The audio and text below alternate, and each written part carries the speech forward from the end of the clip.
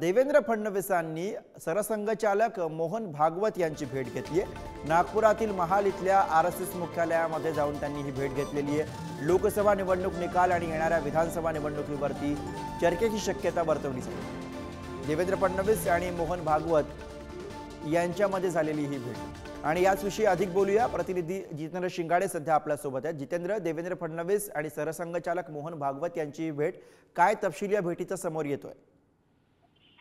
गुरु, काल अधिवेशनाच्या या आठवड्याचा शेवटचा दिवस होता आणि शेवटच्या दिवशी क्रिकेटपटूंचा मोठा सत्कारही करण्यात आला आणि या सत्कार समारंभातून देवेंद्र फडणवीस हे थेट नागपुरात दाखल झाले आणि नागपूर विमानतळावरून ते थेट महाल येथील राष्ट्रीय स्वयंसेवक संघाच्या मुख्यालय असलेल्या कार्यालयात गेले आणि तिथे सरसंघचालक डॉक्टर मोहन भागवत यांची त्यांनी भेट घेतली। मोहन भागवत हे देखील परवा नागपुरात परतले होते।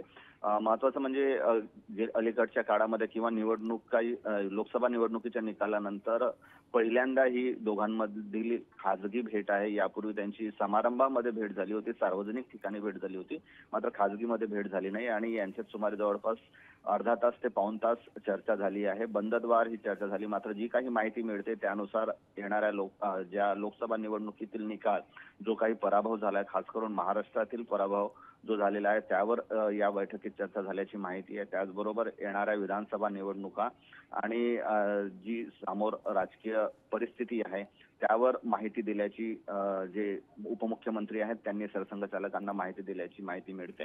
ही रात्रीच्या सुमारास ही चर्चा झालेली होती, सुमारे पाऊण तास ही चर्चा झाली आणि या चर्चेनंतर नेमकं काय होतं हे येणाऱ्या काळातच स्पष्ट होईल।